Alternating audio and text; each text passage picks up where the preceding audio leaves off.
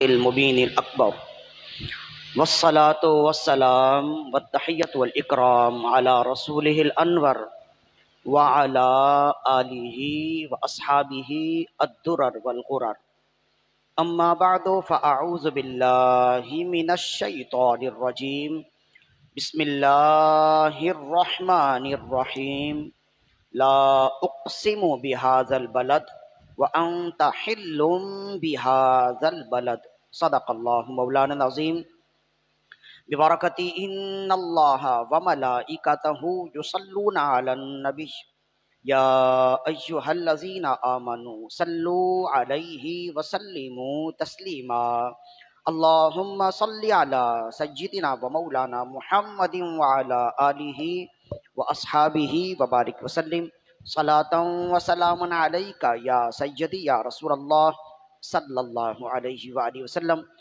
فإن من جودك الدنيا وضرتها ومن علومك علم اللوح والقلم دعا إلى الله فالمستمسكون به مستمسكون بحبل غير منفصم مولاي صل وسلم دائما أبدا على حبيبك خير الخلق كلهم۔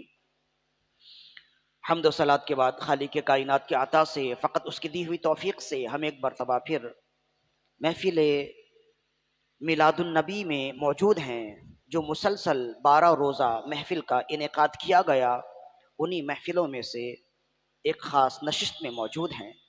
دعا کیجئے کہ اللہ رب العزت ہماری آج کی حاضری اپنی بارگاہ میں قبول و مقبول فرمائے، اور اس پاکیزہ ترین محفل اور پاکیزہ ترین گھر کے صدقے رب ذوالجلال ہم تمام کی بگڑی بنائے۔ جو بیمار ہیں انہیں صحت و عافیت عطا فرمائے، جو صحت و عافیت میں ہیں رب اکبر ان کی صحت و عافیت میں بقا و دوام عطا فرمائے۔ جو بے روزگار ہیں اللہ رب العزت انہیں صاحب روزگار فرمائے۔ جو برسر روزگار ہیں رب قدیر ان کی روزیوں میں برکتیں عطا فرمائے۔ جو کاروباری ہیں رب اکبر ان کے کاروبار میں خیر و برکتوں کا نزول فرمائے۔ ہر ایک کے لیے رزق حلال کے مزید اچھے اور آسان اسباب و ذرائع مہیا فرمائے۔ قبل اس کے کہ گفتگو کا آغاز کیا جائے، ایک مرتبہ اپنے آقا و مولا صلی اللہ علیہ وسلم کی بارگاہ میں بلند آواز سے درود و سلام کے نذرانے پیش کیجئے۔ اللہم صلی علی سیدنا و مولانا محمد وعلی آلہ واصحابہ وبارک وسلم صلاۃ و سلام علیک یا سیدی یا رسول اللہ صلی اللہ علیہ وآلہ وسلم۔ امام حاکم نے المستدرک میں روایت کیا، حضرت ابو ہریرہ رضی اللہ عنہ اس کے راوی ہیں، عن ابی ہریرہ رضی اللہ عنہ قال قال رسول اللہ صلی اللہ علیہ وسلم، حضرت ابو ہریرہ رضی اللہ عنہ فرماتے ہیں کہ رسول اللہ صلی اللہ علیہ وآلہ وسلم نے ارشاد فرمایا، ما جلس قوم مجلسا ثم تفرقوا قبل ان يذكروا الله ويصلوا على نبيه الا كان عليهم حسرة الى يوم القيامة وَإِن دَخَلُوا الْجَنَّةَ او کما قال۔ فرمائے کوئی شخص، کچھ لوگ کسی مجلس میں بیٹھیں، کسی محفل میں بیٹھیں اور وہاں اللہ کا ذکر نہ کریں اور نبی صلی اللہ علیہ وسلم پر درود و سلام نہ پڑھیں اور یوں ہی اٹھ جائیں، تو اگر وہ جنت میں چلے بھی گئے تو ان کے لیے بڑی ندامت اور حسرت کی بات ہوگی۔ وہ وہاں پہ بھی جا کر حسرت کریں گے کہ اے کاش ہمیں ایک موقع ملا درود و سلام پڑھنے کا، اس مجلس میں اس محفل میں ہم بیٹھے، نہ ہم نے اس محفل میں اللہ کا ذکر کیا، نہ ہم اس محفل میں ہم نے رسول اللہ صلی اللہ علیہ وسلم پر درود و سلام کے نذرانے پیش کیے۔ اگر یہ لوگ جنت میں چلے بھی گئے، وَإِن دَخَلُوا الْجَنَّةَ کانا علیہم حسرتن، اگر یہ جنت میں چلے بھی گئے تو جنت میں جانے کے بعد بھی ان کے لیے حسرت اور ندامت ہوگی۔ صلو علی الحبیب اللہم صلی علی سیدنا و مولانا محمد وعلی آلہ واصحابہ وبارک وسلم صلاۃ و سلام علیک یا سیدی یا رسول اللہ صلی اللہ علیہ وسلم۔ یہ اپنی عادت بنائیے کہ جب بھی کسی بھی جگہ بیٹھیں وہاں بیٹھ کر تھوڑی دیر کے لیے بھی اللہ کا ذکر ضرور کر لیں، چاہے وہ آپ کسی بھی نشست، کسی بھی موضوع کی نشست ہو، وہاں بیٹھ کر تھوڑی دیر اللہ کا ذکر کر لیں اور رسول پاک صلی اللہ علیہ وسلم کی بارگاہ میں اپنے لیے سعادت مندی سمجھتے ہوئے चंद मरतबा दुरूद व सलाम भी पढ़ लीजिए, ताकि ये महफिल हमारे लिए बाइस निदामत और शर्मिंदगी ना हो, बल्कि ये महफिल क़यामत के दिन हमारे लिए बाइस शफाअत हो जाए। दुखों ने तुमको जो घेरा है तो दुरूद पढ़ो, जो हाजिरी की तमन्ना है तो दुरूद पढ़ो। सल्लु अलल हबीब, अल्लाहुम्मा सल्ली अला सय्यिदिना व मौलाना मुहम्मदिन तिब्बिल कुलूबि व दवाइहा व आफियतिल अब्दानि व शिफाइहा व नूरिल अबसारी व ज़ियाइहा व रूहिल अरवाहि व ग़िज़ाइहा व अला आलिहि व अस्हाबिहि व बारिक वसल्लिम सलातन व सलामन अलैका या सय्यदी या रसूल अल्लाह सल्लल्लाहु अलैहि वसल्लम। आज की इस मुबारक और मुक़द्दस महफिल के लिए जिस आयत मुक़द्दसा को हमने उन्वान सुखन बनाया है, बहुत ही मशहूर और मारूफ आयत है, सूरह बलद की आयत है। और सूरह बलद कुरान मजीद के 30वें पारे में है, और ये वो उन सूरतों में से है जो अक्सर नमाजों में तिलावत की जाती है। अइम्मा हजरात भी इसी तिलावत करते हैं, और जो मुक्तदी हैं, जो नमाजी हैं, बल्कि जो गैर नमाजी हैं, वो भी, चूँकि छोटी सूरत है इस वजह से आसानी से याद हो जाती है। तो अइम्मा हजरात और गैर अइम्मा जो मुक्तदी हैं, जो मुसल्ली हैं, वो भी इसे याद करने में कामयाब हो जाते हैं, याद करते हैं। सूरह बलद की बिल्कुल इब्तिदाई आयत है जिसे हमने बयान किया। इसमें अल्लाह रब्बुल इज़्ज़त इरशाद फरमाता है, ला उक़सिमु बिहादल बलद व अंता हिल्लुम बिहादल बलद। प्यारे हबीब, मुझे कसम है इस शहर मक्का की, इस वजह से कि तुम इस शहर में तशरीफ फरमा हो। बस यही है आज की गुफ्तगू का उन्वान, और आज की तकरीर हम इसी आयत से शुरू करेंगे। इस आयत मुक़द्दसा में अल्लाह रब्बुल इज़्ज़त ने जहाँ शहर मक्का की अज़मत को बयान किया, वहीं नबी सल्लल्लाहु अलैहि वसल्लम की शान और अज़मत को भी बयान किया। और वो किस तरह शहर मक्का की अज़मत को रब्बुल जलाल ने इस तरह बयान किया, फरमाया ला उक़सिमु बिहादल बलद। प्यारे हबीब, मुझे इस शहर मक्का की कसम है। तो कसम जो है ना, हमेशा अज़मत वाली चीज़ की खाई जाती है ना। आम तौर पर भी इंसान, अगरचे वो जायज़ हो या नाजायज़ हो, वो एक अलग बात है, लेकिन कंकर पत्थर की कसम कभी भी नहीं खाता। उसकी नज़र में जिस चीज़ की हैसियत, अहमियत, अज़मत ज़्यादा होती है, वो उसी की कसम खाता है ना। तो रब्बुल जलाल कुरान मजीद में जिन जिन चीज़ों की कसम याद फरमाता है, ये इस बात की दलील है कि खालिक अकबर की निगाह में उन चीज़ों का मुकाम मर्तबा और चीज़ों के मुकाबले में बुलंद वाला है। तो रब्बे अकबर शहर मक्का की कसम याद फरमाता है, जिससे मालूम हुआ कि शहर मक्का तमाम शहरों में सबसे अजीम तर शहर है। अब ये तो है, शहर मक्का की कसम याद फरमाने से एक बात वाज़े हुई कि रब्बुल जलाल ने शहर मक्का की अज़मत को बयान किया, और बिल्कुल वाज़े है, इसमें दो राय किसी की नहीं है। लेकिन फिर अल्लाह अज़्ज़ा वजल फरमाता है, प्यारे हबीब, मुझे शहर मक्का की कसम है, और उस कसम की वजह यह है कि तुम इस शहर मक्का में तशरीफ फरमा हो, तुम इस शहर में तशरीफ फरमा हो। यहां से रब्बुल जलाल ने पहले शहर मक्का की अज़मत को बयान किया, और दूसरी आयत में रसूलुल्लाह सल्लल्लाहु अलैहि वसल्लम की शान और अज़मत को बयान किया। और वो इस तरह फरमाए, प्यारे हबीब, शहर मक्का को अज़मत हासिल है और शहर मक्का को अज़मत हासिल है, इस वजह से मैं शहर मक्का की कसम याद फरमाता हूँ। और शहर मक्का को अज़मत इस वजह से हासिल है कि प्यारे हबीब, तुम्हारे कदम इस शहर मक्का में लगे हैं। प्यारे हबीब, इस शहर मक्का की गलियों में तुम महवे खिराम होते हो, इस वजह से मुझे इस शहर मक्का की कसम है।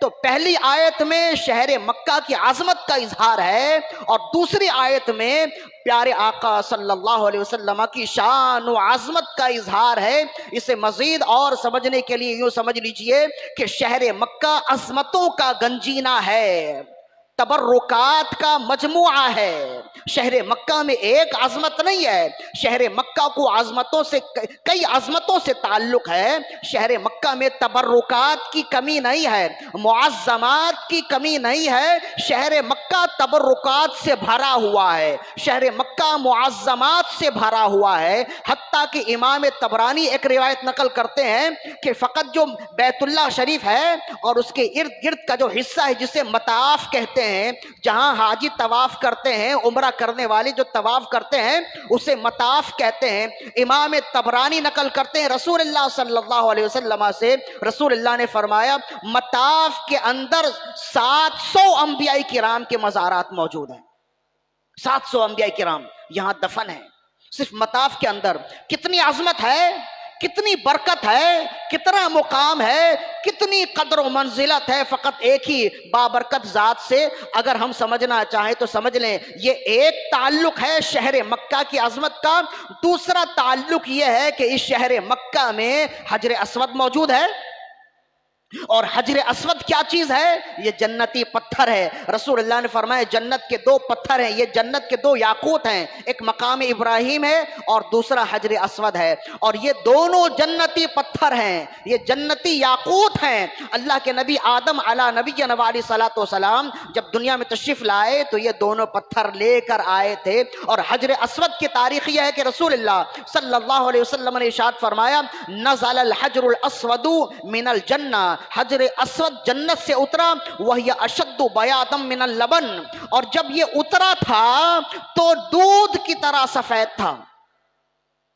بیت اللہ کے ارد گرد کے جو حصے ہیں نا، خاص حصے ہیں جنہیں آپ میقات کہتے ہیں اور وہ حرم کا حصہ کہلاتے ہیں، تمام چاروں طرف بعض حصے ہیں جنہیں میقات کہتے ہیں، اور میقات کا حکم یہ ہے کہ کوئی باہر سے آنے والا اس میقات کو بغیر احرام پہنے ہوئے کراس نہیں کر سکتا۔ تو جو میقات کا حصہ ہے نا، اس کی تاریخ یہ ہے کہ وہ اس میقات کا تعین کیسے کیا گیا۔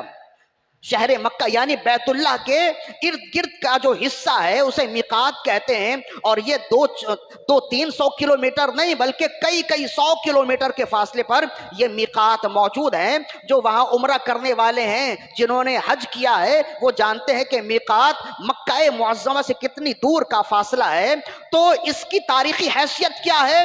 فرماتے ہیں آدم علی نبینا علیہ الصلوۃ والسلام جب دنیا میں تشریف لائے، جب بیت اللہ کو اپنے ہاتھ سے بنایا تو ظاہر ہے کہ تاریکی تھی، تو جنت کا یہ پتھر جو حجر اسود ہے، اسے بیت اللہ میں جب نصب کیا تو اس سے اتنی روشنی نکلی کہ اطراف کا علاقہ پر نور ہو گیا۔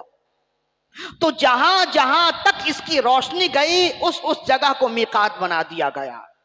تو اتنی روشنی تھی۔ آج تو یہ کالا پتھر ہے نا، تو پھر سوال ہوا یا رسول اللہ جب یہ اترا تو دودھ کی طرح سفید تھا، پھر یہ کالا کیسے ہو گیا؟ فرمایا فسودتہ خطایا بنی آدم، بنی آدم کی خطاؤں اور گناہوں نے اسے کالا کر دیا۔ اس لیے کہ رسول اللہ نے فرمایا نا، جو حج کرنے جاتا ہے، جو عمرہ کرنے جاتا ہے، جب واپس آتا ہے تو گناہوں سے ایسے پاک ہو جاتا ہے جیسے ابھی پیدا ہوا ہے۔ تو وہ سب گناہ کہاں جاتے ہیں؟ یہ حجر اسود ان گناہوں کو جذب کرتا ہے ایک روایت کے مطابق۔ مطلب یہ ہوا، بتلانا مقصود یہ ہے کہ یہ کیا کم عظمت ہے بیت اللہ کی کہ وہاں انبیاء کرام کے مزار موجود ہیں۔ یہ کیا کم عظمت ہے بیت اللہ کی کہ وہاں حجر اسود موجود ہے جو جنت کا پتھر ہے۔ یہ کیا کم عظمت ہے بیت اللہ کی کہ وہاں مقام ابراہیم ہے، وہ جنت کا پتھر جس کے بارے میں خود خدائے کائنات فرماتا ہے، رب عز و جل فرماتا ہے کہ واتخذوا من مقام ابراہیم مصلی، کہ لوگوں جو عمرہ ادا کرنے جائے، جو حج کرنے جائے، مقام ابراہیم کو مصلی بنائے، وہاں نماز پڑھے۔ تو بیت اللہ کی عظمت یہ ہے کہ وہ تبرکات کا منبع ہے، تبرکات کا مخزن ہے، تبرکات کا مجموعہ ہے۔ وہاں انبیاء کرام کے مزارات موجود، وہاں خود بیت اللہ موجود ہے جو زمین کی اصل ہے، اور اللہ کی جس قدر انوار و تجلیات کا نزول اس طرف ہوتا ہے زمین کے کسی حصے اور خطے میں نہیں ہوتا۔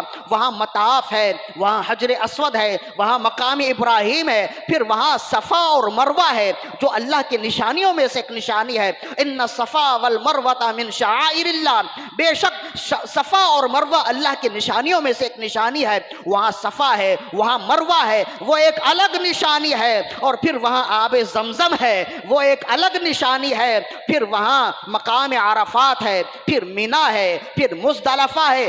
ایک نشانی ہے جسے گنایا جائے، جسے بتایا جائے، مطلب یہ ہے کہ بیت اللہ تبرکات کا مجموعہ، نشانیوں کا مجموعہ اور یادگاروں کا مخزن ہے۔ لیکن رب اکبر کی کیا شان ہے، وہ بے نیاز ہے۔ وہ فرماتا پیارے حبیب مجھے شہر مکہ کی قسم ہے، اور قسم ہونے کی وجہ، قسم کھانے کی وجہ یہ نہیں ہے کہ یہاں انبیاء کے مزارات ہیں، قسم کی وجہ یہ نہیں کہ یہاں حجر اسود ہے، قسم کی وجہ یہ بھی نہیں کہ یہاں مقام ابراہیم ہے، قسم کی وجہ یہ بھی نہیں کہ یہاں صفا اور مروہ ہے، قسم کی وجہ یہ بھی نہیں کہ یہاں مقام عرفات ہے، قسم کی وجہ یہ بھی نہیں کہ یہاں میدان مزدلفہ اور منا ہے۔ فقط مجھے قسم کی وجہ یہ ہے کہ پیارے حبیب تم اس قدم میں تشریف فرماؤ، پیارے حبیب تم اس شہر میں تشریف فرماؤ، تمہارے قدم اس شہر میں لگے ہیں، مجھے اس شہر کی قسم فقط اس وجہ سے ہے۔ مطلب یہ ہے کہ یہ ساری چیزیں عظمتوں کا خزینہ ہیں، یہ ساری چیزیں عظمتوں کا مینار ہیں، لیکن پیارے حبیب بیت اللہ کو ان چیزوں کی وجہ سے عظمت نہیں ملی، پیارے حبیب بیت اللہ کو عظمت ملی ہے تو تمہارے قدم سے عظمت ملی ہے، ورنہ بیت اللہ تو بت خانہ تھا نا، بیت اللہ تو بت خانہ تھا۔ کس نے بت خانوں کو خانہ خدا میں تبدیل کیا؟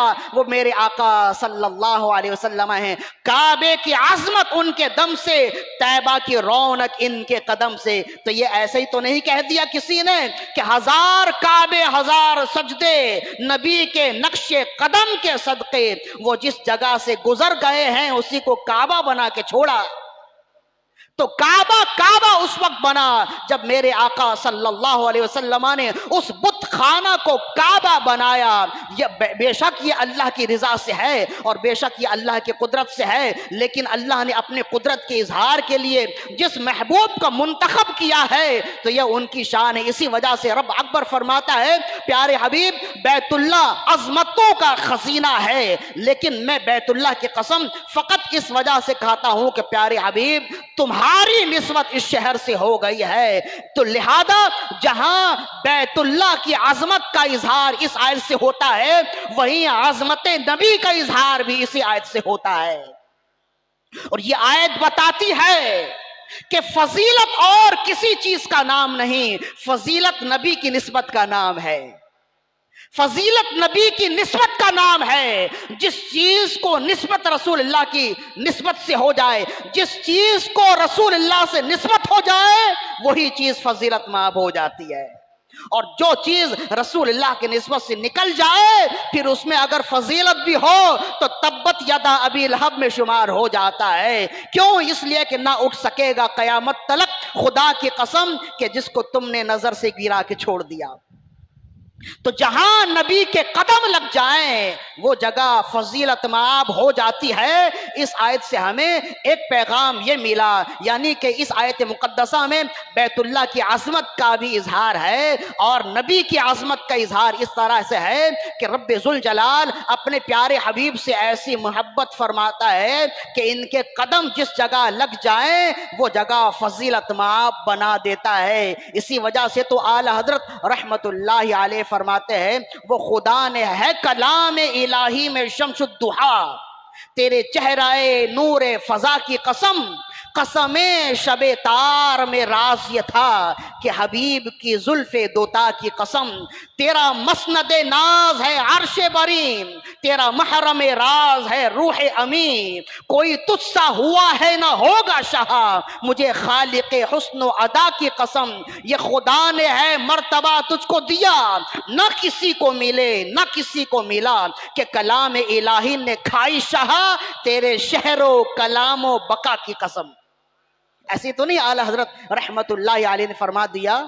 اس کی وجہ یہی ہے کہ نسبت نام، فضیلت نام نبی صلی اللہ علیہ وسلم کی نسبت کا ہے۔ وہ جہاں جہاں سے گزر گئے وہیں پھول مہکے ہیں پیار کے، وہ جہاں گئے وہ جہاں رکے وہیں رحمتوں کا نزول ہے۔ یہی وجہ ہے کہ سید انبیاء علیہ السلام نے ارشاد فرمائے، کیا ہی خوبصورت حدیث ہے، ابن عمر رضی اللہ عنہما سے یہ حدیث منقول ہے، فیض القدیر شرح جامع صغیر میں امام مناوی اس حدیث کو لائے ہیں۔ ابن عمر رضی اللہ عنہما فرماتے ہیں لما رجع النبی صلی اللہ علیہ وسلم من تبوک تلقاء رجال من المخلفین، کہتے ہیں جب رسول اللہ صلی اللہ علیہ وسلم غزوہ تبوک سے واپس لوٹ رہے تھے تو ظاہر ہے کہ یہ رسول اللہ صلی اللہ علیہ وسلم کی زندگی کا آخری غزوہ ہے، پہلا غزوہ غزوہ بدر اور آخری غزوہ غزوہ تبوک۔ تو جب آپ تبوک سے لوٹ رہے تھے، بہت دنوں کے بعد مدینے واپسی ہو رہی تھی، تو بہت سارے لوگ جو تبوک جانے سے رک گئے تھے چاہے کسی بھی وجہ سے، تو بہت سارے ایسے لوگ تھے جو تبوک جانے سے رک گئے تھے۔ اب جب خبر ملی کہ رسول اللہ صلی اللہ علیہ وسلم مع صحابہ کرام کے ایک قافلہ کی صورت میں تبوک سے واپس آ رہے ہیں، مدینے کے بارڈر میں آ گئے، مدینے کی حد میں آ گئے، مدینے کے حدود میں آپ تشریف فرما ہو گئے ہیں، تو صحابہ کرام جو لوگ پیچھے رہ گئے تھے وہ رسول اللہ صلی اللہ علیہ وسلم کو ویلکم کرنے کے لیے، مرحبا کہنے کے لیے، آپ کو ریسیو کرنے کے لیے وہاں کھڑے تھے۔ اب کہتے ہیں کہ جیسے لوگ آئے تو وہ جگہ جو ہے نا وہ مٹی بھر مٹی تھی، تو کہتے ہیں جب لوگوں کا جمع غفیر زیادہ ہوا، لوگ زیادہ عام و درفت کرنے لگے تو غبار مدینہ اڑنے لگا۔ کہتے ہیں کہ اب یہاں لوگ موجود تھے جو رسول اللہ کو لینے آئے تھے، اور ایک قافلہ تھا جو صحابہ کرام کا تھا وہ آ رہا تھا۔ اب جب زیادہ لوگ ہوئے تو مدینے کے غبار اڑنے لگے، مدینے کی مٹی اڑنے لگی، تو کہتے ہیں فخمرا انفہو، کہتے ہیں بہت سارے صحابہ کرام ایسے تھے جنہوں نے اپنے چہرے کو ڈھانپ لیا، چادر سے اپنا چہرہ ڈھانپ لیا، او غطا بعض من کان معه انفه، اور بعض نے اپنے ناک ڈھانپ لیے کہ غبار مدینہ اڑ رہے ہیں، مدینے کی مٹی اڑ رہی ہے، بعض نے چہرے ڈھانپ لیے، بعض نے اپنے ناک ڈھانپ لیے، جس طرح ہم عام طور پر کرتے ہیں۔ تو کہتے ہیں جب رسول اللہ صلی اللہ علیہ وسلم نے دیکھا کہ لوگوں نے اپنے چہرے ڈھانپ لیے مٹی کے اڑنے کی وجہ سے، لوگوں نے اپنی ناک بند کر لی مٹی کے اڑنے کی وجہ سے، تو کہتے ہیں کہ فَأَدَالَ رسول اللہ اللِّعَامَ عَنْ وَجْهِهِ، رسول اللہ نے اپنے چہرے سے نقاب اٹھا دیے۔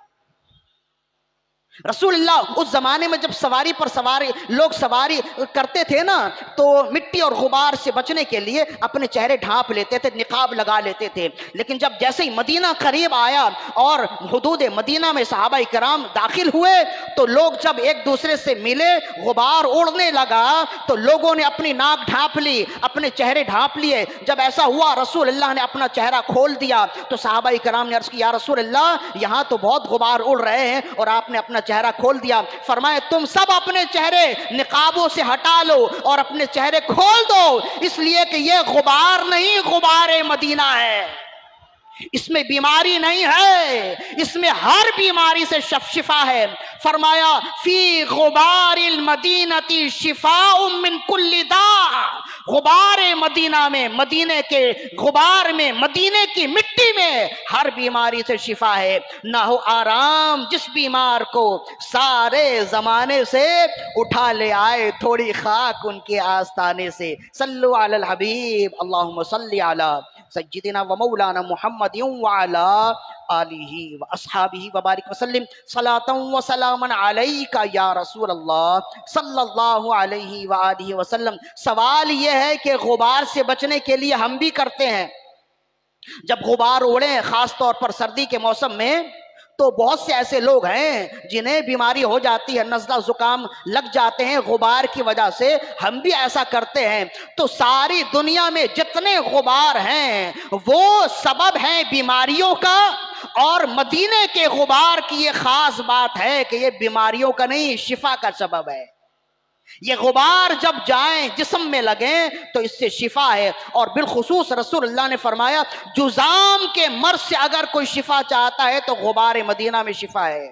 شفاء من الجزام، فرمایا کہ جزام یہ جو برس کی بیماری ہوتی ہے نا، جسم میں سفید سفید دھبے ہو جاتے ہیں، اس میں تکلیف بھی ہوتی ہے، پھر اس میں سے پانی اور رم اس میں سے پیپ نکلنے لگتے ہیں، اور پھر ایک وقت ایسا آتا ہے کہ انسان کا پورا وجود سفید ہو جاتا ہے، اس کو بڑی تکلیف بھی ہوتی ہے، تو یہ جزام کا مرض کہلاتا ہے، برس کا مرض کہلاتا ہے۔ تو اس کی شفا پوری دنیا میں نہیں ہے، لیکن رسول اللہ نے اس زمانے میں فرما دیا کہ جو اس مرض سے شفا یابی چاہتا ہے تو غبار مدینہ اپنے جسم پہ لگائے، وہ شفا یاب ہو جائے گا۔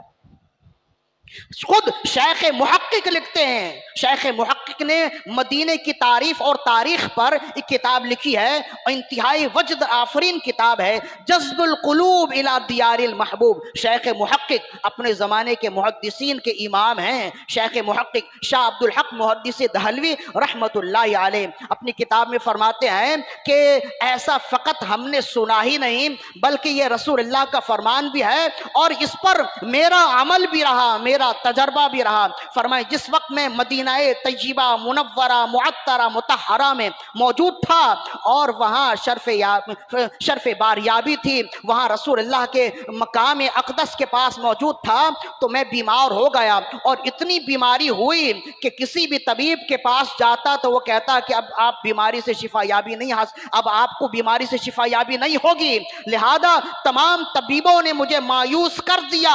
تو کہتے پھر خیال آیا شفائے مدینہ موجود ہے، غبار مدینہ موجود ہے، تو پھر کہیں دوسری جگہ جانے کی کیا ضرورت ہے؟ فرماتے ہیں مدینے کی مٹی پانی میں ڈال کر گھول کر پیتے رہے اور جس مرض سے طبیبوں نے لاجواب کہہ دیا تھا، شیخ محقق فرماتے ہیں کہ غبار مدینہ کی برکت سے میں دوبارہ پاؤں پر کھڑا ہو گیا۔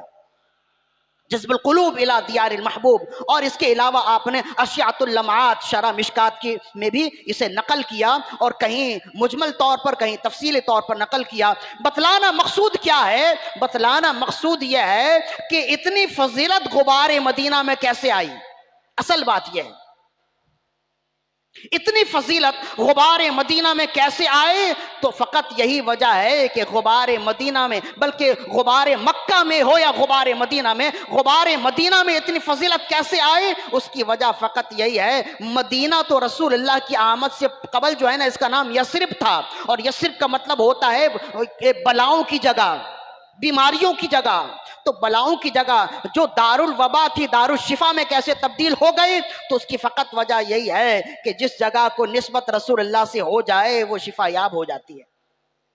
جس جگہ کو نسبت رسول پاک صلی اللہ علیہ وسلم سے ہو جائے پھر وہ دار الوبا نہیں رہتی، دار الشفا ہو جاتی ہے۔ آرزو یہ ہے کہ ہو قلب معطر و مطہر و مصفا و مجلا، دور اعلیٰ جو نظر آئے کہیں جلوائے روئے شہ ابرار، ان کے قدموں کی چمک چاند ستاروں میں نظر آئے، جدھر سے وہ گزر جائے وہی جاہ چمک جائے، دمک جائے، مہک جائے، بنے رونق گلزار، سونگلوں خوشبوئے گیسوئے محمد، وہ سیاہ زلف نہیں جس کے مقابل یہ بنفشہ، یہ سیوتی، یہ چمبیلی، یہ گلو لالا و چمپا کا نکھار، ان کی نکھت پہ ہے قربان گلو برگو سمن، نافع آہوئے ختن، باغ چمن، بوئے چمن، نار چمن، نور چمن، رنگ چمن، سارا چمن زار، عشق کے رنگ میں رنگ جاؤ میرے یار۔ اللہ اکبر، یا رسول اللہ، یا رسول اللہ، یا تو اس کی ایک تفسیر تو یہ ہو گئی جو ہم نے بیان کیا۔ اس کی ایک تفسیر ہے لا اقسم بہذا البلد کی 4 تفسیر محدثین نے بیان کی ہے، مفسرین نے۔ ایک تفسیر پر اگر 2 گھنٹے کی تقریر ہو تو 4 تفسیر کی کتنی دیر کی تقریر ہو جائے گی؟ یعنی کہ 1 ہفتے اگر کوئی تقریر کرنا چاہے فقط اسی آیت پر آرام سے کر سکتا ہے۔ تو اس کی ایک تفسیر ہے جو ہم نے بیان کی کہ بیت اللہ کو عظمت آپ کی وجہ سے ملی ہے، اس لیے کہ آپ کے قدم بیت اللہ میں لگے تو بیت اللہ میں عظمت آ گئی، اور آپ ہی کے قدم جب مدینہ طیبہ میں لگے تو مدینہ طیبہ میں بھی عظمت والی جگہ ہو گئی، عظمت والا شہر ہو گیا۔ شیخ محقق فرماتے ہیں اس پر ایک گفتگو یہ بھی ہے کہ مکہ افضل ہے یا مدینہ افضل ہے۔ شیخ محقق فرماتے ہیں کہ عشاق یہ کہتے ہیں کہ اصل میں مکے اور مدینے کو نسبت رسول اللہ سے تھی۔ جب اب تک ہم یہی سمجھ سکے نا ہر چیز کو نسبت رسول اللہ سے ہے، ہر چیز کو فضیلت رسول اللہ کی نسبت سے ہے۔ فرماتے ہیں مکے کو بھی فضیلت رسول اللہ سے ملی اور مدینے کو بھی فضیلت رسول اللہ سے ملی۔ فرمایا جب تک رسول اللہ مکے میں تھے مکہ افضل تھا، اور جب رسول اللہ مکے سے مدینے آ گئے تو مدینہ افضل ہے۔ بہرحال یہ اہل علم کی گفتگو ہے، اگر کوئی اس کا الٹ بھی کہے تو ہم ماننے کے لیے تیار ہیں۔ ہم عشق کے بندے ہیں، کیوں بات بڑھائی ہے؟ ہم اگر آپ کہیں مدینہ نہیں مکہ افضل ہے تب بھی ہم مان لیں گے۔ ایک قول ہم نے پیش کیا ہے اور اعلی حضرت رحمۃ اللہ علیہ اپنے اشعار میں اسی جانب توجہ بھی دلاتے ہیں، اپنے اشعار میں یہی فرماتے ہیں۔ لہذا ایک تو گفتگو یہ ہے کہ لا اقسم بہذا البلد، پیارے حبیب مجھے شہر مکہ کی قسم ہے، وانت حل بہذا البلد، اور مجھے قسم اس وجہ سے ہے کہ پیارے حبیب تم اس شہر میں تشریف فرما ہو، جس سے واضح ہو گیا کہ اس آیت مقدسہ میں، ان دونوں آیات میں، پہلی آیت میں عظمت مکہ کا بیان ہے اور دوسری آیت میں عظمت نبی کا بیان ہے، قدم نبی کا بیان ہے، اور یہ بتایا گیا ہے کہ جس چیز کو بھی فضیلت ملے نبی صلی اللہ علیہ وسلم سے ملتی ہے۔ یہاں تک گفتگو ہو گئی، اگر ہم چاہیں تو اسی پر ہم اپنی گفتگو ختم کر سکتے ہیں، لیکن ہماری منزل کہیں اور ہے۔ چنانچہ اب دوسری تفسیر اس کی یہ ہے، کہتے ہیں کہ لا اقسم بہذا البلد وانت حل بہذا البلد، اس کی دوسری تفسیر جو ابن کثیر نے بھی نقل کی، کہتے ہیں کہ اس کا معنی یہ ہے پیارے حبیب مجھے شہر مکہ کی قسم ہے، وانت حل بہذا البلد، اور تم اس شہر میں حلال ہو۔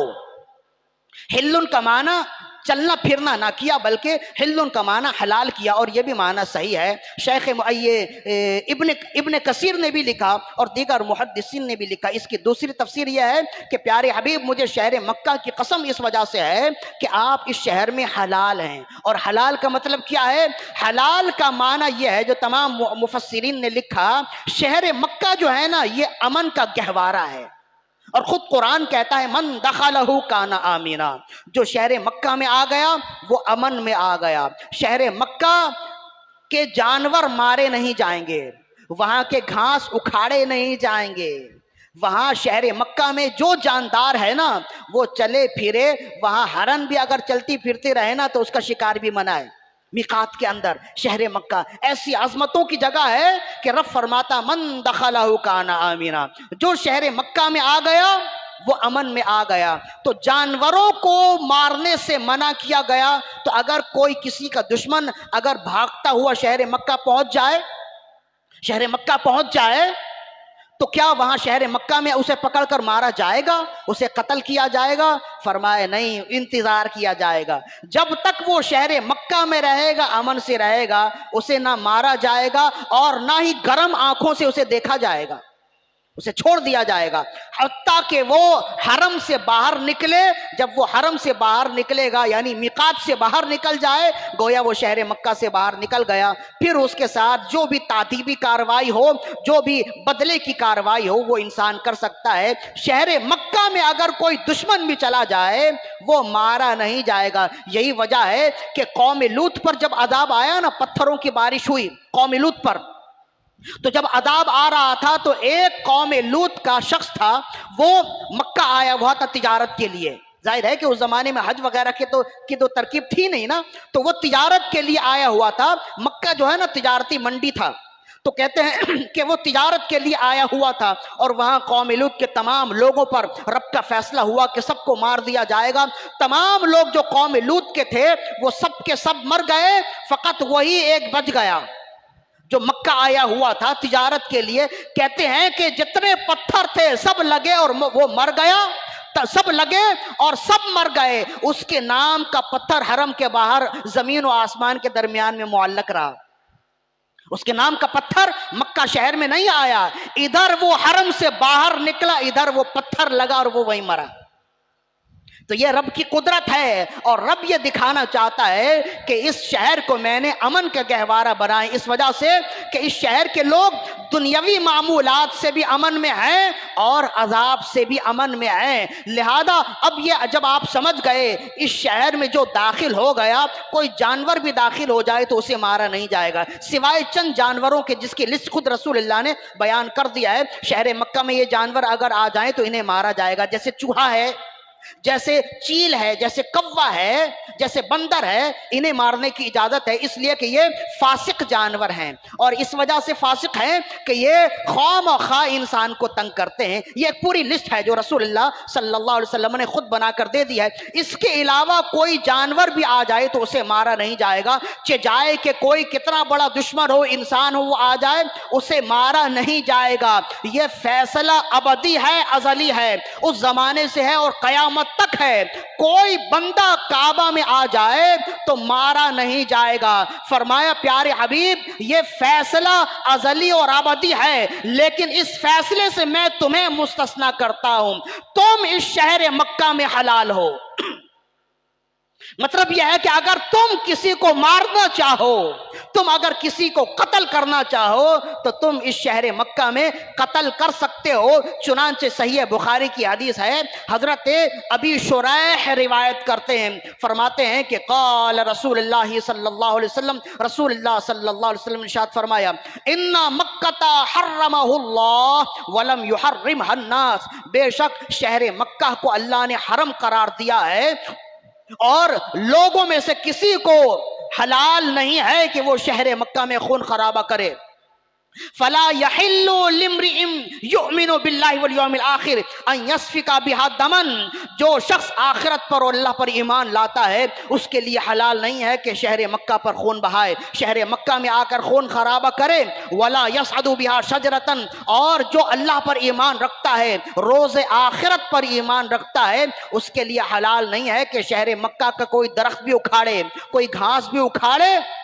فإن أحد يتخرص لقتال رسول اللہ فيها فقولوا ان اللہ قد اذن لرسول اللہ ولم يأذن لكم، اب اگر کوئی شخص یہ کہے کہ رسول اللہ نے تو شہر مکہ میں قتال کیا تو مجھے کیوں قتال کی اجازت نہیں ہے، تو رسول اللہ نے خود فرما دیا اس سے کہہ دینا کہ رسول اللہ نے کسی کو اگر مارا ہے، شہر مکہ میں اگر مارا ہے تو یہ رب کی اجازت سے مارا ہے، رسول اللہ کے علاوہ کسی اور کو اجازت نہیں ہے قیامت تک کے لیے۔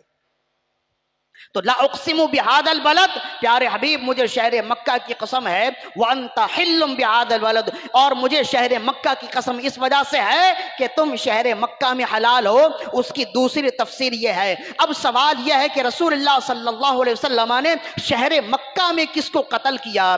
تو چند لوگ ہیں جنہیں رسول اللہ نے شہر مکہ میں قتل کیا، شہر مکہ میں ہی اسے قتل کیا۔ اس میں سے ایک خاص بندہ ہے جس کا نام ابن خطل یا ابن اختل بتایا جاتا ہے۔ صاحب الصارم المسلول اور صاحب السیف المسلول نے اس کا نام ابن اختل لکھا، اور اکثر کتابوں میں ابن خطل بھی آتا ہے۔ بہرحال یہ وہ شخص تھا جو رسول اللہ صلی اللہ علیہ وسلم کا گستاخ تھا، جس نے ناموس رسالت کا پردہ چاک کیا، جو رسول اللہ صلی اللہ علیہ وسلم کی بارگاہ میں دشنام ترازی کرتا تھا، جو رسول اللہ کی ذات سے منسوب کر کے برے برے گندے گندے اشعار لکھتا اور لوگوں سے کہتا، بھری مجلس میں مجمع میں کہتا یہ میرے اشعار ہیں تم پڑھو، اور لوگ واہ واہ کرتے۔ یہ وہ شخص تھا ابن خطل جو رسول اللہ کی شان میں گستاخی کرتا تھا۔ تو رسول اللہ صلی اللہ علیہ وسلم نے جب مکہ فتح کیا، تمام محدثین نے لکھا ہے، کسی ایک کا حوالہ دینا تو بہتر نہیں ہے، تقریباً محدثین نے لکھا ہے، اگر آپ چاہیں الصارم المسلول کا مطالعہ کریں، آپ چاہیں السیف المسلول کا مطالعہ کریں، تقی الدین سبکی رحمہ اللہ، آپ چاہیں تو قاضی عیاض کی الشفا کا مطالعہ کریں، آپ چاہیں تو امام سیوطی کی الخصائص الکبریٰ کا مطالعہ کریں، چاہیں تو آپ امام زرقانی کی شرح زرقانی کا مطالعہ کریں، قسطلانی کی مواہب کا مطالعہ کریں، ابن حجر عسقلانی کی کتاب فتح الباری کا مطالعہ کریں، تقریباً تمام محدثین نے لکھا ابن خطل کو رسول اللہ نے قتل کیا، اور اس کی وجہ یہ ہے کہ وہ گستاخ رسول تھا۔ اور قتل کیسے کیا؟ کہتے ہیں صحابہ کرام عرض کرنے لگے، ابن خطل نے جب یہ دیکھا نا، وہ یہ سمجھتا تھا کہ رسول اللہ صلی اللہ علیہ وسلم جب مکے سے ہجرت کر کے چلے گئے، دوبارہ ان میں خدا نہ خواستہ وہ یہ سمجھتا تھا دوبارہ ان میں اتنی طاقت کہاں سے آئے گی کہ مکے میں آ جائیں، دوبارہ کہاں سے طاقت آ جائے گی۔ صحابہ کرام تو چھپتے چھپاتے چلے گئے، دوبارہ ان میں کیسے طاقت آئے گی کہ وہ مکہ فتح کریں گے؟ کیا مکے کے نوجوان سب مر جائیں گے؟ مکے کے جتنے جوان مرد ہیں وہ سب ختم ہو جائیں گے؟ وہ ان کے آسرے پر شہر مکہ میں رہتے ہوئے رسول اللہ کی شان میں توہین آمیز کلمات کہتا، آپ کی شان میں دشنام ترازی کرتا، شب و شتم کرتا، اور وہ یہ سمجھتا تھا کہ محمد رسول اللہ دوبارہ مکہ آ نہیں سکتے، جبکہ رسول اللہ نے فرمایا، میرے رب نے جب میں نکل رہا تھا تو رب نے وعدہ کیا تھا پیارے حبیب ہم دوبارہ تمہیں تمہارے شہر لوٹائیں گے. فقط 8 سال میں تو بچہ پیدا ہو کر جوان بھی نہیں ہوتا. فقط 8 سال کا عرصہ ہے. جب رسول اللہ مکے سے مدینے جب آپ نے ہجرت فرمائی تھی انگلیوں میں صحابہ کرام کی تعداد تھی. 8 سال کے بعد جب آپ ایک فوج لے کر آتے ہیں تو 10,000 کا لشکر جرار ہے. 10,000 کا لشکر ہے. 10,000 جوان مرد ہیں جو آپ کے ساتھ ہیں. جب ابن خطل نے دیکھا یہاں تو پانسا ہی پلٹ گیا, میں تو سمجھ رہا تھا کہ وہ دوبارہ حملہ کرنے کی تاب نہیں لائیں گے, لیکن رب نے ایسی نصرت دی, ایسی فتح و نصرت کا فرمایا کہ 8-10,000 کا لشکر لے کر آ رہے ہیں تو لوگ اپنے اپنے گھروں میں چلے گئے. جتنے لوگ تھے وہ ڈر کے مارے انہوں نے اپنے دروازے بند کر لیے, اور رسول اللہ نے فرمایا جو ہمارے مقابلے میں نہیں آئے گا اسے امان ہے, جو دروازہ بند کر لے گا اسے امان ہے, جو ابو سفیان کے گھر میں پناہ لے لے گا اسے امان ہے, اور جو ہمارے سامنے آ کر معاذرت چاہے گا اسے امان ہے. یہ آپ کہتے ہوئے جا رہے تھے, اور جتنے بڑے بڑے لوگ تھے جو رسول اللہ کے مخالفین تھے سب اپنے اپنے گھروں میں تھے. ابن خطل نے دیکھا کہ میرے مقابلے میں میری دفاع کے لیے تو اب کوئی بھی نہیں ہے, جن پر آسرا کیے ہوئے میں اتنی بڑی بڑی باتیں کرتا تھا ہر ایک نے میرا ساتھ چھوڑ دیا, اب میں کہاں جاؤں, کہاں پناہ لوں. تو کہتا ہے کہ اس نے اپنی تلوار پھینکی اور بھاگا بیت اللہ کی طرف, اور بیت اللہ میں جا کر بیت اللہ کے دیوار سے لپٹ گیا اور اس کے بیت اللہ کے غلاف کے اندر چلا گیا. بیت اللہ کے غلاف کو پکڑتا ہوا دیوار کے اوپر تک چلا گیا, اور وہ سمجھا کہ بیت اللہ تو امن کی جگہ ہے, جو حرم میں آ جائے امن میں آتا ہے. میں تو حرم میں نہیں مطاف میں ہوں, مطاف میں نہیں بالکل بیت اللہ میں ہوں, اور بیت اللہ میں بھی ایسے کہ غلاف کعبہ اور بیت اللہ کی دیوار میرے ساتھ ہے, یہاں تو مجھے امن ہی امن ہے. صحابہ کرام رسول اللہ نے فرمایا ابن خطل کو پکڑو اور مارو. رسول اللہ صلی اللہ علیہ وسلم نے 2 فرمان جاری کیے. ایک تو فرمائے جو ہمارے مقابلے میں نہیں آئے گا اس کو امان ہے, جو اپنے گھر میں چلا جائے گا اسے امان ہے, جو معذرت چاہے گا اسے امان ہے, ہم اسے لڑیں گے نہیں. پھر آپ نے فرمایا ابن خطل جہاں ملے اسے مارو, اقتلوہ, اسے قتل کر دو. تو کہتے ہیں صحابہ اکرام تلاش کرتے کرتے آپ نے دیکھا کہ ابن خطل تو بیت اللہ کی دیوار سے چمٹا ہوا ہے اور غلاف کعبہ سے لپٹا ہوا ہے. عرض کرنے لگے, کانپنے لگے کہ یہاں خون بہایا جائے, یہ تو بہت بڑی جرت کی بات ہے, اللہ کا گھر ہے, من دخلہ کان آمنا, جو یہاں آ گیا امن میں آ گیا. تو اب کہنے لگے کہ اب ہم کیا کریں, یہ دشمن خدا سامنے ہے, دشمن رسول سامنے ہے, لیکن بیت اللہ کے بالکل بیت اللہ کی دیوار کے ساتھ ہے. تو کہتے ہیں کہ رسول اللہ کے بارگاہ میں حاضر ہوئے, عرض کرنے لگے یا رسول اللہ ابن خطل مل تو گیا ہے, فرمایا قتل کر دیا. عرض کرنے لگے یا رسول اللہ وہ بیت اللہ کی دیوار سے چپکا ہوا ہے اور غلاف کعبہ سے چمٹا ہوا ہے, اس وجہ سے ہم نے چھوڑ دیا. رسول اللہ نے فرمایا اقتلوہ وَإِن وَجَدْتُمُوهُ متعلقم باستار الکعبہ, فرمایا اگر تم اسے کعبہ کے دیوار سے لپٹا ہوا بھی دیکھو وہیں اسے قتل کر دو. تو کہتے جب صحابہ کرام نے اجازت لے لی وہاں گئے اور اسے قتل کر دیا. فرماتے ہیں کہ صحابہ کرام نے قتل ایسا کیا کہ اس کا پیٹ پھاڑ دیا اور مطاف خونم خون ہو گیا. پھر صحابہ کرام نے اس کا خون صاف کیا اور مطاف کو تمام تر غلاظتوں سے ناماکیوں سے صاف کیا. تو اسی واقعے کی طرف اشارہ اس حدیث میں ہے کہ رسول اللہ نے قتل کیا مطاف میں, بیت اللہ کے بیچ میں قتل کیا. تو رسول اللہ نے بعد میں فرمایا کہ دیکھو یہ شہر حرم ہے, بلد حرام ہے, لہذا یہاں خون خرابہ کرنا منع ہے. اللہ نے فرمایا من دخلہ کان آمنا, جو یہاں داخل ہو گیا وہ امن میں ہو گیا. اور پھر آپ نے فرمایا اگر کوئی میری مثال دے تو اس سے کہہ دینا کہ میں اس جیسا نہیں اور وہ مجھ جیسا نہیں ہے, مجھے رب نے اجازت دی تھی تو میں نے اس کا خون بہایا ہے. اللہ اکبر یا رسول اللہ.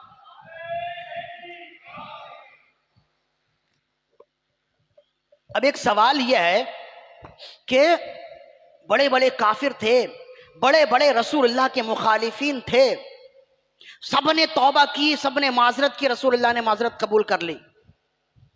وہ جو ایک خاتون تھی نا جس نے آپ کے چچا حضرت حمزہ کو شہید کروایا تھا، اور شہید کروانے کے بعد بھی اس کا دل ٹھنڈا نہیں ہوا، حضرت حمزہ کی لاش پر پہنچی، سینہ چیرا، دل نکالا اور زبان سے چبایا، آپ کی آنکھیں نکال لی، آپ کے جسم کے مختلف اعضاء کاٹ لیے۔ جب رسول اللہ صلی اللہ علیہ وسلم کی بارگاہ میں فتح مکہ کے دن یہ خاتون حاضر ہوئی نا اور عرض کرنے لگی مجھے معافی دے دیجئے، رسول اللہ نے اسے بھی معاف کر دیا، انہیں بھی معاف کر دیا۔ پھر وہ صحابیہ میں شمار ہو گئیں، انہوں نے کلمہ پڑھ لیا، مسلمان ہو گئیں، تو رسول اللہ نے انہیں بھی معاف کر دیا۔ بڑے بڑے آپ کے دشمن تھے جو فتح مکہ کے روز مسلمان ہو گئے، توبہ کر لی اور صحابہ کرام کے صف میں شامل ہو گئے، اور پھر آگے جا کے انہوں نے دین اسلام کی ترویج و اشاعت کے لیے اچھے کام کیے، اللہ انہیں بخشے، اور اللہ رب العزت ان کے صدقے میں ہم تمام کی بھی مغفرت فرمائے۔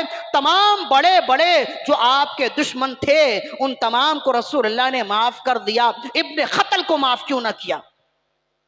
اب یہ تو ایک الگ بات ہے کہ یہ بڑے بڑے جو دشمنان دین تھے رسول اللہ نے ان کو معاف کر دیا اور ان کے جان اور مال کی حفاظت کا وعدہ کیا، لیکن اس سے بھی عجیب بات ہے جو امام صالحین سبل الہدا والرشاد میں لکھا، اور مصنف ابن ابی شیبہ میں بھی یہ حدیث حضرت صالحین سبل الہدا والرشاد میں لکھا، اور دیگر مورخین نے لکھا، فرماتے ہیں حضرت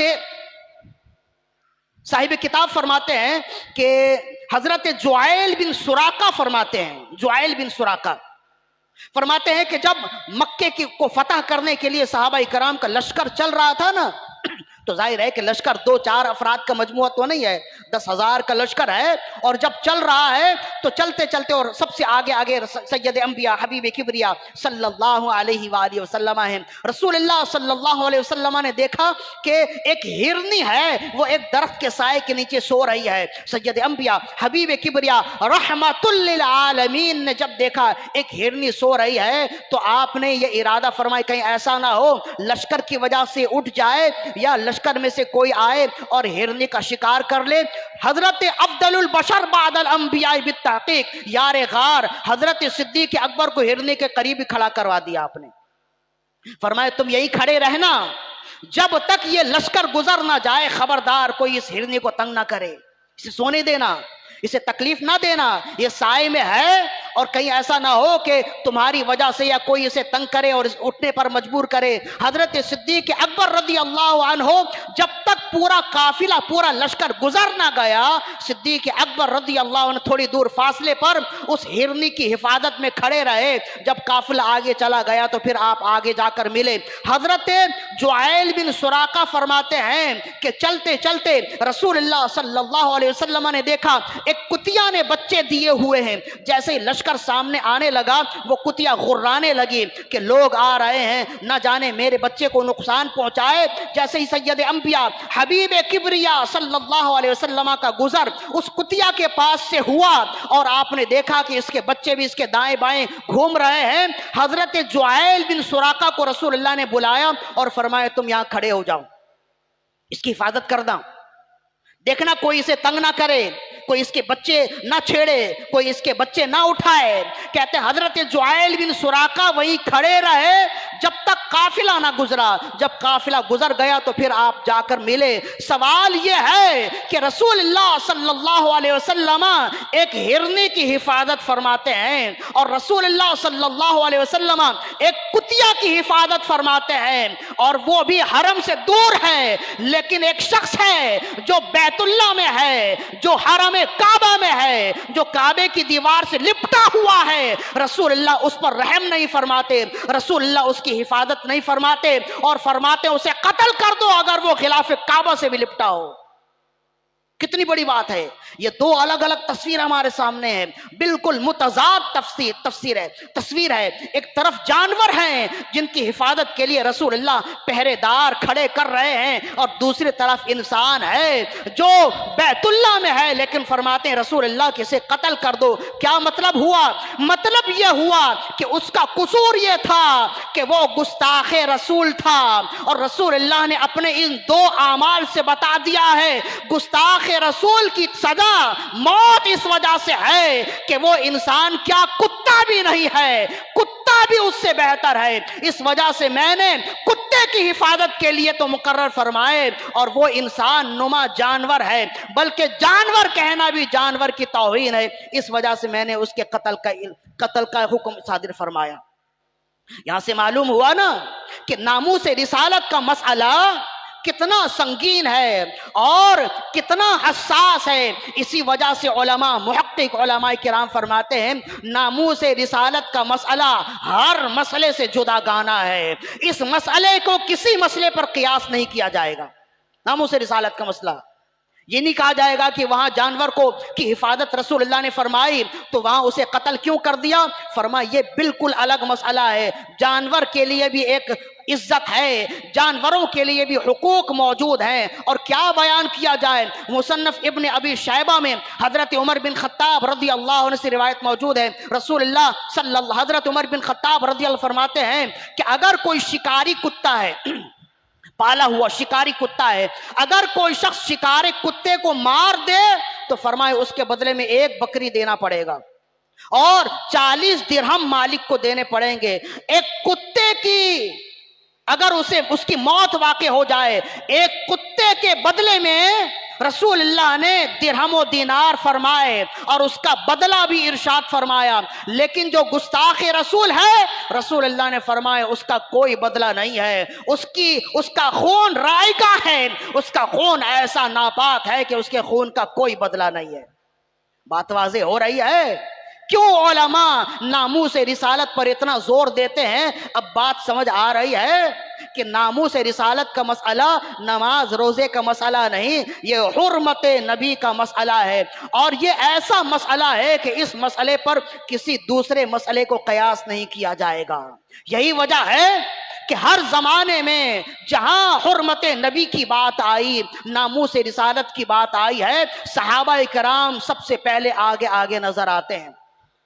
صحابہ کرام ہر عمل میں آگے نظر آئیں گے، لیکن جہاں ناموس رسالت کی بات آئے وہاں آپ آگے نظر آئیں گے۔ اس زمانے کے لوگ ہیں نا، ہم تو یہ کہتے ہیں کہ فتح مکہ کا یہ عمل جو کتابوں میں موجود ہے ہمارے حکمرانوں کے لیے مشعل راہ ہے۔ ایک حکمران کو کیسا ہونا چاہیے، اسلامی حکمران کو کیسا ہونا چاہیے، تو ہم کہتے ہیں ایسا ہی ہونا چاہیے جیسے رسول اللہ کا عمل ہے، کہ ہر معاملے میں ہم مفاہمت کر سکتے ہیں، ہم تم سے ہر معاملے میں بات کر سکتے ہیں، لیکن جب حرمت نبی کی بات آئے، جب ناموس رسالت کی بات آئے، جب گستاخ رسول کی بات آئے تو اس کے بعد میں اس کے حوالے سے ہم تم سے کوئی مفاہمت نہیں کر سکتے، ہم کوئی بات نہیں کر سکتے۔ جب رسول اللہ نے حرم کعبہ میں گستاخ رسول کو مارا ہے تو پھر ہم کیسے اس کی دفاع کے لیے کام کر سکتے ہیں، ہم کیسے اس کے ساتھ عمل کر سکتے ہیں، ہم کیسے اس کی پشت پناہی کر سکتے ہیں؟ تمام اسلامی حکمران کو یہ لازم ہے کہ وہ فتح مکہ کا یہ عمل دیکھیں اور کتابوں میں پڑھیں اور پھر اپنا عمل دیکھیں اور اپنے آپ کو کوسیں کہ رسول اللہ کا عمل تو یہ ہے، لیکن تمہارا عمل کیا ہے؟ تم گستاخ رسول کو قتل کرنے والے، تم تو ان کی حفاظت کرنے والے، تم تو اپنی پناہ میں لے کر انہیں دوسرے ملک بھگانے والے، بھیجنے والے ہو، تم تو ان کی حفاظت کرنے والے ہو، اور جب رب کی رسی کھینچے تو پھر تم چلاتے ہو کہ میرے ساتھ ایسا کیوں ہوا، مجھے کیوں نکالا؟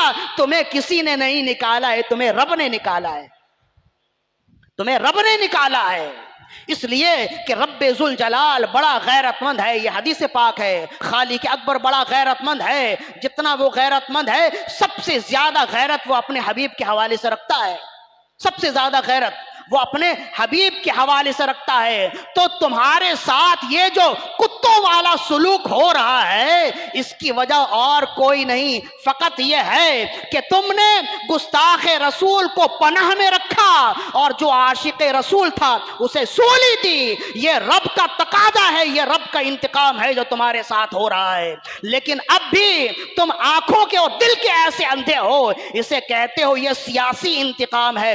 ہم کہتے ہیں رب کی عزت و جلال کی قسم یہ سیاسی انتقام نہیں، خدائی انتقام ہے۔ तुम इसे सियासी इंतकाम कह रहे हो, अपने दिल को तसल्ली दे रहे हो, लेकिन यह सियासी इंतकाम नहीं है। तुम्हारी सियासी वाबस्तगियां किसी से भी हो, हमें इससे कोई गरज नहीं है, लेकिन किसी से वाबस्तगी बरकरार करने से पहले, वाबस्तगी इख्तियार करने से पहले एक मर्तबा जरूर सोचना कि ये रसूल अल्लाह की इज्जत और नामूस के हवाले से इसका किरदार क्या है, गुस्ताख रसूल के हवाले से इसका किरदार क्या है। जब देख लो फिर उसकी वाबस्तगी इख्तियार करो, तुम्हारी दुनिया भी अच्छी हो जाएगी, आखिरत भी अच्छी हो जाएगी। बस आखिरी फरमान है, आखिरी पैगाम, ये तो हमने नामूस रिसालत के हवाले से इसकी हसासियत भी बयान कर दी। अब देखिए कि जो जिंदगी भर रसूल अल्लाह की हुर्मत और नामूस की हिफाजत करता रहता है, रब अकबर उसे सिला क्या देता है। बहुत बड़े मुहद्दिस गुजरे हैं, इमाम यहया बिन माइन रदी अल्लाह अन्हु, जलीलुल कद्र मुहद्दिसीन में इनका शुमार होता है। इमामुल जर्ह व तादील इनका लक़ब है। इमाम बुखारी, इमाम मुस्लिम, इमाम अबू दाऊद, इमाम नसाई, इमाम ज़ुरआ, इमाम अब्दुल्ला बिन मुबारक, इमाम सुफियान बिन उयैना, ये सब इनके शागिर्द हैं, सब इनके शागिर्द हैं। सुफियान बिन उयैना, नाम लेना आसान है, मुहद्दिसीन जब इनका नाम लेते ना तो अदब से सर झुका लेते। अब्दुल्ला बिन मुबारक अमीरुल मोमिनीन फिल हदीस इनका लक़ब है। तीन मुहद्दिसीन हैं जिन्हें अमीरुल मोमिनीन कहते हैं। एक अब्दुल्ला बिन मुबारक हैं, दूसरे सुफियान बिन उयैना हैं और तीसरे सुफियान सौरी हैं। ये तीन मुहद्दिसीन हैं जिन्हें मुहद्दिसीन अमीरुल मोमिनीन फिल हदीस कहते हैं। यानी हदीस की खिदमत जितनी इन्होंने की है किसी दूसरे ने नहीं किया है, और वो इनसे, ये सब इनके शागिर्दों में हैं। सुफियान बिन उयैना, अब्दुल्ला बिन मुबारक, इमाम बुखारी और मुस्लिम हजरत यहया बिन माइन के शागिर्द हैं। इतना बड़ा मुकाम और मर्तबा है, जागीरदार खानदान से इनका ताल्लुक था। वालिद गिरामी का जब इंतकाल हुआ 4,000 या 40,000 दिरहम, 40,000 दिरहम इन्हें विरसे में मिला। वालिद के विरसे से बड़ी जायदाद थी तो 40,000 दिरहम विरसे में मिला। तो कहते हैं इन्होंने पूरी रकम रसूल अल्लाह की हदीस की खिदमत में लगा दी है, पूरी रकम रसूल अल्लाह के दीन की खिदमत के लिए और हदीस की खिदमत में लगा दिए। अपने हाथ से 4 लाख अहादीस अपने कलम से लिखने वाले हैं, 4 लाख अहादीस। हम तो एक हदीस लिखने बैठे ना तो ऐसी उकताहट होती है कि सल्लल्लाहु अलैहि वसल्लम भी छोड़ने को जी चाहता है, लेकिन बुजुर्गान दीन की तालीमात हैं और सवाब की नियत होती है तो हम लिखते हैं ना।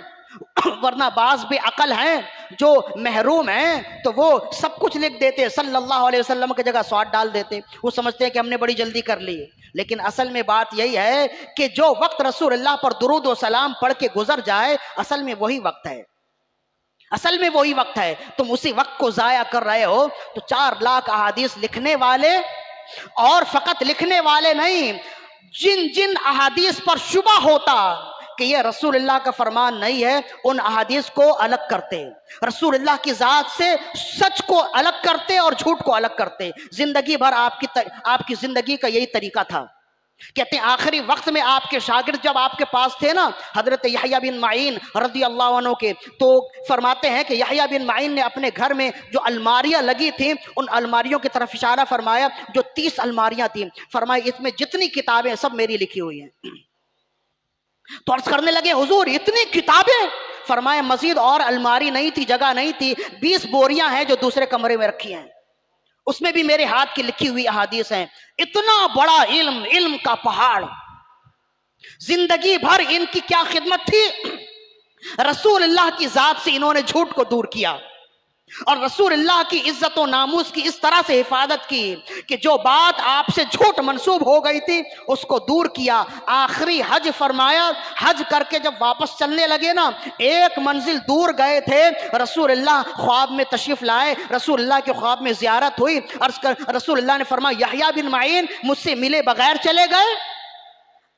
तो ख्वाब में ही कहते हैं, अर्ज करने लगे या रसूल अल्लाह अभी कुछ दिनों पहले तो आपकी ज़ियारत से मुशर्रफ हुआ और रोज़ा रसूल में आखिरी सलाम देकर ही हाजिर हुआ हूं। तो रसूल अल्लाह ने फरमाया तुम्हें चाहिए था कि जाते हुए भी मिलकर जाते, मुझसे बगैर मिले चले गए। कहते हैं उसी वक्त उठे, सवारी का रुख मदीने की तरफ किया। लोग कहते हैं कि बहुत दूर का सफर है, तन्हा जाएंगे तो मारे जाएंगे, और फिर तन्हा दूर भी वापस आपने तन्हा ही जाना है, काफिला तो चला गया। आपने फरमाया अब जो होता है हो, जिसने बुलाया है वही हिफाजत करेगा।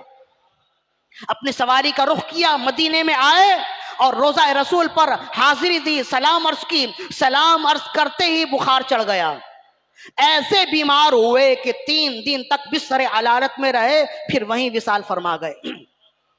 اب جب وصال ہو گیا تو ظاہر ہے کہ حج کا سیزن تھا، دنیا بھر کے بڑے بڑے علماء، فقہاء، زعماء اور عمائدین، محدثین، شیوخ، تمام صوفیاء، سب ہر ایک جمع ہے۔ ظاہر ہے کہ حج کے سیزن میں تو ساری دنیا سے لوگ جمع ہوتے ہیں نا، تو اس زمانے میں بھی بڑے بڑے لوگ ہیں اور زعماء ہیں، صوفیاء ہیں، عمائدین ہیں، علماء ہیں، ائمہ ہیں، شیوخ ہیں، شیخ الحدیث ہیں، سب جمع ہیں۔ کہتے ہیں کہ ہر ایک آگے بڑھنے لگے، یحییٰ بن معین کی آخری تجہیز و تدفین ہم کریں گے، ہم انہیں غسلائیں گے، ہم انہیں کفنائیں گے۔ تو کہتے ہیں ہر ایک ارادہ کرتے اور آپس میں ایک دوسرے سے مشورہ کر رہے تھے، اس لیے کہ امام یحییٰ بن معین ساری دنیا میں امام جرح و تعدیل ہیں، سلطان المحدثین ان کا لقب ہے۔ ہر ایک اپنی سعادت سمجھ رہے تھے کہ مجھے خدمت کا موقع مل جائے تو زندگی کے لیے تابعداری ہے، زندگی کی کامیابی ہے، زندگی کی معراج ہے۔ تو کہتے ہیں کہ اس وقت میں بنو ہاشم قریب آ گئے، جو رسول اللہ کے خاندان والے ہیں۔ بنو ہاشم قریب آئے اور فرمائے انہوں نے رسول اللہ صلی اللہ علیہ وسلم کی عزت و ناموس پر پہرہ داری کی ہے، زندگی بھر انہوں نے رسول اللہ کی عزت پر پہرہ دیا ہے، تو اب آخری وقت میں ہماری ذمہ داری ہے کہ بدلہ اتاریں۔ کوئی ان کے قریب نہیں جائے گا، ہم رسول اللہ کے خاندان والے ہیں۔ بنو ہاشم قریب آئے اور انہیں نہلایا اور انہیں چارپائی پر ڈال کر پھر جنت البقیع کی طرف لے گئے۔ عجیب بات یہ ہے کہ جس تختے پر رسول اللہ کو نہلایا گیا، یحییٰ بن معین آج کے دن تک واحد وہ شخصیت ہیں کہ اسی تختے پر آپ کو نہلایا گیا، اور جس چارپائی پر رسول اللہ کی نماز جنازہ ادا کی گئی، اسی چارپائی پر ڈال کر یحییٰ بن معین کو جنت البقیع آخری آرام گاہ تک لے جایا گیا۔ فرماتے اتنا بڑا اعزاز آج کے دن تک کسی دوسرے کو حاصل نہیں ہوا۔ جب آپ کو چارپائی پر، رسول اللہ کی مبارک چارپائی پر اٹھا کر لوگ لے جا رہے تھے تو بنو ہاشم اور محدثین پیچھے پیچھے کہہ رہے تھے ھذا الذی یذب عن وجہ رسول اللہ الکذب، یہ وہ شخص ہے جس نے زندگی بھر رسول اللہ کی عزت و ناموس کی حفاظت کی، تو آج چشم فلک نے دیکھا کہ ایسا مقام ملا کہ آج تک ایسا مقام نہیں ملا ہے۔ زندہ باد، زندہ باد، زندہ باد، زندہ باد۔ زندہ ہو جاتے ہیں جو مرتے ہیں تیرے نام پہ، اللہ اللہ موت کو کس نے مسیحا کر دیا۔ تو ایسی زندگی گزاریے کہ رسول اللہ صلی اللہ علیہ وسلم کی عزت و ناموس پر پہرہ دیجئے، زندگی بھر پہرہ دیجئے، تو پھر آپ اچھی طرح یاد رکھیے رب یہ قرضہ بہت جلدی چکاتا ہے۔ دنیا میں ہی آپ کو ایسی عزت ملے گی کہ لوگ کہیں گے آپ دیکھتے نہیں کہ وہ تو انجانا شخص تھا، لیکن ساری دنیا کے علماء، فضلاء، ائمہ کی آنکھوں کا تارا بن گیا وہ ممتاز قادری۔ وہ کیسے بن گیا کہ ہم اپنے بچوں سے اتنی محبت نہیں کرتے جتنے ممتاز قادری کے نام سے محبت کرتے ہیں، اور جو وہاں جاتا ہے ہم کہتے کہیں جانا نہ جانا ان کی بارگاہ میں حاضری ضرور دینا، اس لیے کہ وہ مرکز حمیت و غیرت ہے۔ ایسا کیوں ہے؟ بابا جی رحمہ اللہ کو ساری دنیا کیوں مانتی ہے؟ اس کی فقط وجہ یہ ہے کہ وہ کہا کرتے تھے انہیں جانا انہیں مانا، نہ رکھا غیر سے کام۔ یہی کہتے تھے نا۔ زندگی بھر انہوں نے رسول اللہ صلی اللہ علیہ وسلم کی عزت و ناموس پر پہرہ دیا۔ تو آج دیکھ لیجئے فقط ملک پاکستان نہیں، دنیا کے کونے کونے میں جس کے دل میں عشق رسول موجود ہے، جس کے دل میں شمع ایمان موجود ہے، جب اس کے سامنے بابا جی کا نام آئے تو عزت سے سر جھک جاتا ہے۔ فَاقْتُلُوهُ فَاقْتُلُوهُ۔ تو میرا پیغام یہ ہے، ہم نے تو زندگی خاک اڑائی ہے، رسول اللہ کی عزت و ناموس کی پہرہ داری کیجئے، اور بغیر کسی سیاسی معاملے میں آئے ہوئے جہاں پہ بھی آپ کو ایسا نظر آئے کہ یہ شخص رسول اللہ کی عزت و حرمت کی بات کر رہا ہے، اس کے ساتھ شمولیت اختیار کیجئے۔ ہم کسی پارٹی سے تعلق رکھنے والے نہیں، ہر وہ پارٹی ہماری پارٹی ہے جو رسول اللہ کی عزت و ناموس کا نعرہ لگائے گی، بس جو ان کا ہے ہمارا ہے، یہی دل کو بتایا ہے، عدو سے دل کی ان کی دوستی ہونے نہیں دیتے۔ ایسی زندگی گزارے نا تو ایسی زندگی بھی تاپناک ہے، اور ایسی موت بھی ایسی موت ہے کہ ایسی موت پر ہزاروں زندگیاں قربان ہو جائیں، جنہیں خلق کہتی ہے مصطفیٰ میرا دل انہی پہ نثار ہے۔ بس یہ آخری کلمات ہیں، جنہیں خلق کہتی ہے مصطفیٰ میرا دل انہی پہ نثار ہے، میرے قلب میں وہ ہے جلوگر کہ مدینہ جن کا دیار ہے جہاں میں جن کی چمک دمک ہے جہاں میں ان کی چمک دمک ہے جہاں میں ان کی چمک دمک، انہی کے دل سے ہے ہر سب مہک، وہی ایک مدینے کا چاند ہے، سب انہی کے دل کی بہار ہے۔ وہ چمک دکھا کر وہ جھلک دکھا کر چلے گئے، میرا دل بھی ساتھ ہی لے گئے، میری روح ساتھ نہ کیوں گئی، مجھے اب تو زندگی بار ہے۔ جو کرم سے اپنے شہ امم رکھیں مجھ غریب کے گھر قدم، میرے شاہ کی نہ ہو شان کم کہ گدا پہ ان کا پیار ہے۔ وہی موت ہے وہی زندگی جو خدا نصیب کرے مجھے، وہی موت ہے وہی زندگی جو خدا نصیب کرے مجھے، جو مرے تو انہی کے نام پہ، جو جئیں تو ان پہ نثار ہے۔ اقول قولی ھذا استغفر اللہ لی ولکم ولسائر المسلمین والمسلمات وما علینا الا البلاغ المبین۔